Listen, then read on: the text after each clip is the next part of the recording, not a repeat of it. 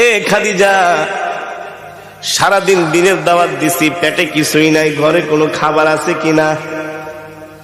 আম্মাজান খাদিজা বলে, ওগো প্রিয় স্বামী, আমাদের ওই যে ছোট একটা বকরি আছে, শুধু ওই বকরি থেকে সন্ধ্যাবেলা এক পেয়ালা দুধ দহন করে আপনার জন্য রেখেছি।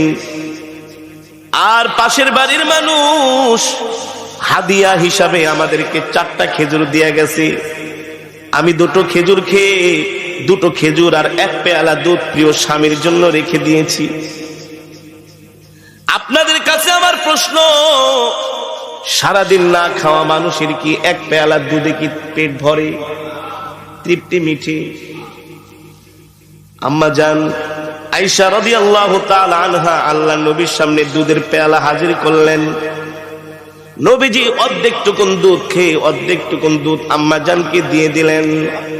নবীজি একটা খেজুর খাইলেন, আর একটা খেজুর আম্মাজানকে দিয়ে দিলেন। আম্মাজান বলে, ওগো প্রিয় স্বামী, 2টো খেজুরি আপনি খেয়ে ফেলেন। আল্লাহর নবী বলেন, না না না, আমি আমার হাত দিয়া তোমাকে একটা খেজুর খাওয়াই দিব। আল্লাহু আকবার। এই কথা বলতে বলতে হঠাৎ করে নবীজির চোখ চলে যায় আম্মাজানের কাপড়ের দিকে। আম্মাজান যে কাপড় পরেছেন, ওই কাপড়ের মধ্যে এত তালি, এত তালি, এত তালি, এখন আর মনে হয় কাপড় ছিঁড়ে গেলে তালি দেওয়ার মতো জায়গা থাকবে না। সরকারে দো আলম আম্মাজানের মুখের দিকে তাকায় বলে, খাদিজা, এ খাদিজা, 40 মণ স্বর্ণ নিয়ে আমাকে বিবাহ করলা, কতটা মাস হয়ে গেল, ঠিক মতো কোনোদিন ঘরের বাজারও করি না, বাজার সদাইও আনতে পারি না, না খায়া থাকো। আজকে দেখলাম তোমার কাপড়ের মধ্যে এতগুলো শিলি। ও খাদিজা, একবারও বাজারের জন্য বললা না, কোনদিন বললা না বাজারে যাচ্ছেন, বাহিরে যাচ্ছেন, কিছু খাবার নিয়ে আসেন, এই কথাও বললো না। আমার কাপড় ছিঁড়া গেছে, একটা কাপড় পর্যন্ত নিয়ে আসেন। খাদিজা রে, 40 মণ স্বর্ণ নিয়ে আমাকে বিবাহ করলা, এই সম্পদগুলো আমি কোন জায়গায় ব্যয় করলাম একবারও কোনোদিন ডাক দিয়া জিজ্ঞেস করলা না। তোমার সম্পদগুলো আমি কোন কাজে ব্যয় করেছি? আম্মাজান খাদিজা বলে, গো আল্লাহর নবী, আমি জানি আমার কলিজার টুকরা স্বামী ওই সম্পদগুলো আল্লাহর রাস্তায় দান করে দিয়েছেন, এই জন্য আমার জিজ্ঞেস করার কোনো প্রয়োজন নাই। আল্লাহু আকবার। আম্মাজান বলে, ঠিক আছে বুঝলাম। আল্লাহর নবী বলে, বুঝলাম, কিন্তু তোমার গায়ের মধ্যে ছিঁড়া কাপড় তালি দেওয়ার মতো জায়গা নাই, এই কথাও তো কোনোদিন বললা না, একটা শাড়ি কিনে আনেন। আম্মাজান বলে, আমি জানি আমার প্রাণের স্বামীর পকেটে পয়সা নাই, এই সময় যদি আমি শাড়ি কিনতে বলি আমার স্বামী কষ্ট পাবে, আমি আমার কলিজার টুকরা প্রাণের স্বামীকে কষ্ট দিতে পারবো না। আল্লাহু আকবার। কষ্ট দিতে পারবো না, এই কথাগুলো আসমান থেকে আমার আল্লাহ শুনতেছে। আর জোরে বলেন সুবহানাল্লাহ। কে শুনতেছে? আরশে আজিম থেকে আল্লাহ তাআলা শুনতেছেন হযরতে খাদিজার কথাগুলো। আম্মাজান খাদিজা বলে, গো আল্লাহর নবী, আপনার কাছে আমি 3টা জিনিস চাইবো, আপনি দিবেন কি দিবেন না বলেন। ও খাদিজা, তুমি দিনের জন্য এত কষ্ট করেছো, ইসলামের জন্য তোমার এত ত্যাগ, এত কোরবানি, কি চাইবা তুমি আমার কাছে? কি চাইবা? দুনিয়ার কোনো পার্থিব সম্পদ তো আমি তোমাকে দিতে পারবো না, আমার কাছে তো কিছু নাই। আম্মাজান খাদিজা বলে, আমি দুনিয়ার কোনো সম্পদ চাইবো না, কিন্তু একটা জিনিস আপনার কাছে আমি একটা বিষয় আবদার করব, আপনি আমার আবদারগুলো রাখবেন কিনা, আপনি আমার আশাগুলো পূরণ করবেন কিনা। আল্লাহ নবী বললেন, ও খাদিজা, কি আশা করবা? আমার কাছে তুমি কি চাও বলো।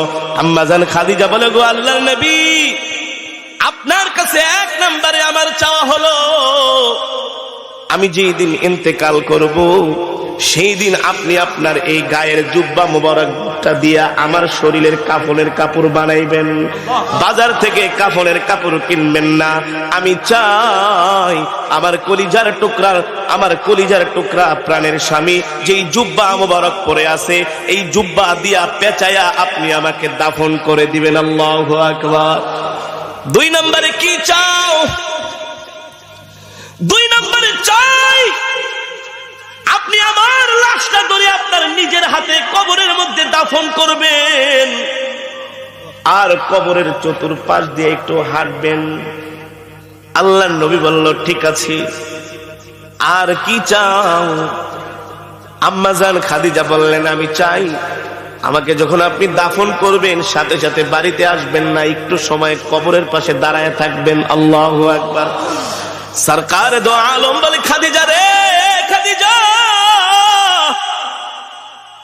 1 নম্বরে আমার জুব্বা মোবারক দিয়া যদি তোমাকে কাফনের কাপড় বানায়া, ওই জুব্বার কাপড়টা কাফনের কাপড় বানায় আমি যদি তোমাকে দাফন করিয়েতে তোমার কি উপকার হবে, কি ফায়দা?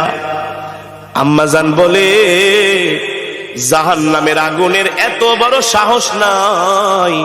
আল্লাহর নবীর জুব্বা মোবারক আমার গায়ের মধ্যে থাকবে, আর ওই জুব্বা মোবারক পুরে খাদিজার গায়ে জাহান্নামের তাপ লাগবে, এত বড় সাহস জাহান্নামের আগুনের নাই। আল্লাহু আকবার।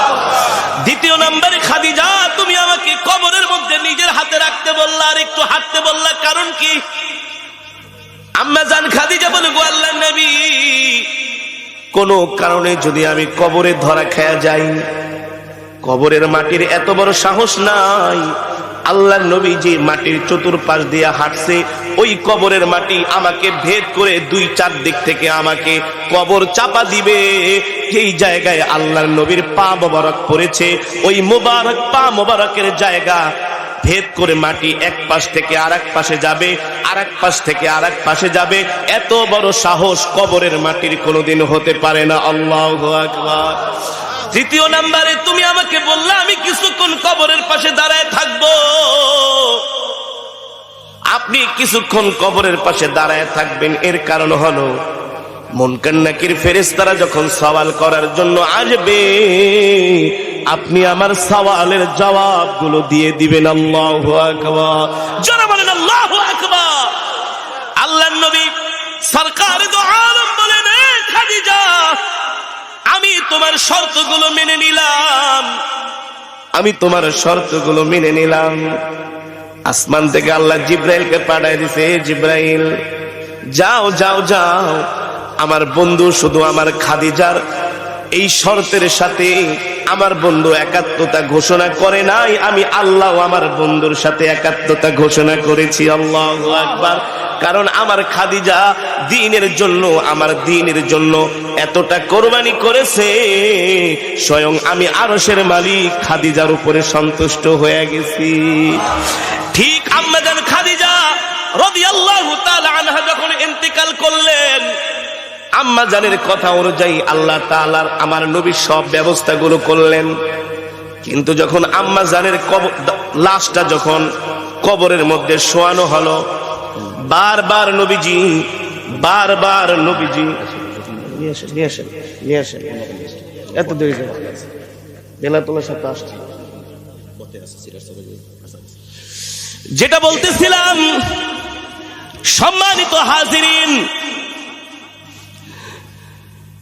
আম্মা জান ইন্তেকালের পরে বারবার সরকার দো আলম ইমামুল আম্বিয়া সাইয়্যিদুল মুরসালিন খাতামুন নবিয়্যিন আল্লাহর নবী বারবার আম্মা জানের মাথা, চেহারা মোবারকটা আম্মা জানের বারবার কিবলার দিকে ফিরায় দেয়।